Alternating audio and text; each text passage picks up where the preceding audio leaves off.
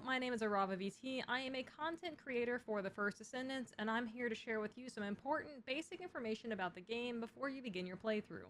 Whether or not you played the beta, this guide is here to help you get started with the basics, that way you don't waste your time grinding materials you may or may not need until the end of the game. Before you get started, if you have a Nexon account, please link your Nexon account through the game. If you do not do this, when you link your Nexon account, you will have to redo the tutorials. Head on over to the accounts page and link your Nexon account if you have one. Luckily, this game is more fun with friends, and you can join your friends as soon as the tutorial is completed. Once the tutorial is complete, press M to go into your map, or G for the world map, and go to the social tab. Here you can add your friends via the Steam network or via their in-game code. The menus in this game can be kind of confusing, and you have two basic menu sets. The first menu set, which you've already been into, is based around your world map. You can press M or G to locate the map tab, M for your local, G for the world map. By going into your map, you can see all the missions and teleportation points, and if you're in a group, the party leader is the only person that can teleport you out of an area or start a mission that is an instance. If you guys are all in an area together, you can teleport to the locations individually. The map set of menus also holds your journal, which is your progress through the game, and it rewards you with titles and some custom paints. In the map menu, you can also access the library, which holds all of the information regarding the modules and the guns that you can get in the game. This is a very important tab that I will go over later in the more detailed section. And of course, this map menu also holds a social tab, which will allow you to invite players and manage your party. There is no shortcut to the social tab. Unfortunately, you'll have to go to the map every time you want to access this area. The progression for the first Descendants is pretty linear. There are a couple of side quests here and there, but for the most part, the progression is just start to finish throughout the game. Progressing the story will get you access to a harder game mode, new Descendants, and new material farming areas. It's important to progress the game, that way you can maximize your efficiency when grinding for these end-game materials to level up your Descendants builds. As you start the game, you'll have access to one of three beginning Descendants, Ajax, Viesa, or Lapik. And as you progress in the story, you will automatically unlock Bunny. You do not need to buy Bunny. You will get her free through the story relatively quickly. I'll go into more detail about the other Descendants in the section about monetization, so that we have an informed idea of who you may or may not want to purchase or grind for your future gameplay. I mentioned this earlier, but the library is a very important part about the first Descendants. Here, which is accessed from your map menu, under Access Info, you can see every single module in the game for the Descendants and the guns, as well as which legendary guns are available and their special abilities. Read through these cards carefully and start to make your build. It's important. These cards will be what you will be farming for to make your Descendant as best and efficient as possible how you want to play it.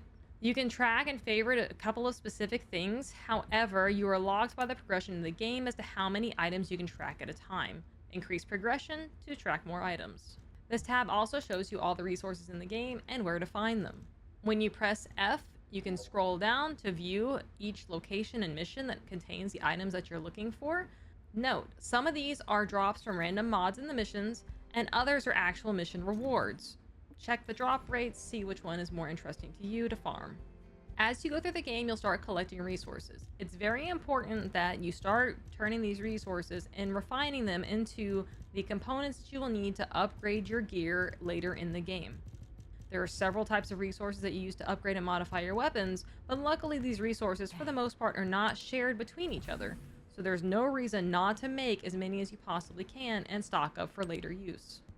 Regular non-legendary weapons use a different type of material than legendary and higher level weapons, so make sure you stock up on both kinds of materials. While playing the game, you will come across lots of weapons and lots of different various weapon types. There are different levels of weapons, but luckily, if you find a weapon that you like, you can transform the weapon level to grow with you. There is no reason not to keep a weapon if you like it. That being said, each weapon has multiple abilities on it. They vary from common, rare, and legendary type statuses. These are stat increases on the weapon that increase your output, damage, and ability powers. Your legendary weapons will also have these types of statuses. However, legendary weapons are a little bit different. With legendary weapons, if you get duplicates, you can mulch them into more powerful forms and by combining them together. When you do this, you'll notice that your attributes turn gray. And the reason for that is on a level 2 weapon, any basic reroll of your abilities of the level 2 weapon will automatically start at an exponentially higher level than your possible level 1 rerolls. There is no reason to keep re-rolling legendary permanents at the lower level. You'll want to save your time, energy, and resources re-rolling these when you get them to the higher level tiers. As you level your guns and you mulch them to make them better, they will exponentially grow and your abilities will become obsolete from the lower levels. As you level through the game, you'll eventually hit the max level of 40 for your character. Once you do this, you will get a special module that will allow you to increase your character power, so it's very important that you try to get to this if you want to progress the game and make higher level builds. Like Warframe, once you hit max level, you'll have the option of upgrading your character for optimization at higher level builds, and starting over at level 1 to rinse and repeat until your character is complete. Head over to your character, go to your module sockets, and then you can edit your sockets here. This is where the library really comes in handy. You will want to make sure that you go through the library and decide which cards you plan on using for your Descendant before you start upgrading these modules. Once you upgrade the socket, the card that you put into the socket will be at a reduced cost. Pay special attention to the socket types of the cards that you're wanting to use so that way you can reduce their energy costs. Now the fun part, monetization. There are a lot of things for sale in the shop, and this can be very overwhelming, so I'm going to go through it with you and try to give you an idea of what is and is not worth purchasing. Starting with the Descendants, there are a few starter packages which you may be interested and tempted to buy. There are 3 levels of packaging increasing in price. The first level, be very careful, is a base package. However, it has the option to buy Bunny. This is a trap. Do not buy Bunny in this bundle. You get her for free in the game. This bundle contains several of the first Descendants that are relatively easy to farm for, so it is my recommendation to not buy any of the Descendants in the first package and instead try to farm them throughout the world. If you choose to buy a Descendant, I personally recommend either purchasing something from the second or the third packet, as this will be more worth your time because they require harder resources to acquire. The other types of Descendants that you can purchase are the Ultimate Descendants. There are some very distinct differences between the Ultimate and the basic Descendants.